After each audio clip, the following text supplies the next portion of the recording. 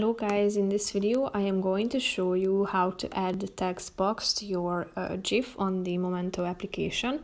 But first I just want to mention, don't forget to subscribe to my channel, because at 10,000 subscribers I am going to show you my whole YouTube revenue statistics and growth strategy, how to make money online. So let's jump into it. First of all, open the application on your phone, select a photo that you want to edit, and then tap on this double A icon in the upper right corner of the picture at the top. Then you should type in your text,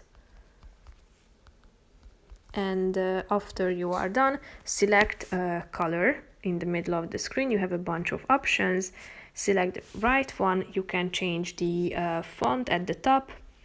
You can see how they change, and after you are done, you should position it within the screen. You can make it larger and smaller with your two fingers by zooming in then out. So if you are done, click on the save button down below, and you can select the format, the quality, and save it as a GIF, video, or live photo. So that's pretty much it for this video, guys. See you in the next one. Bye bye.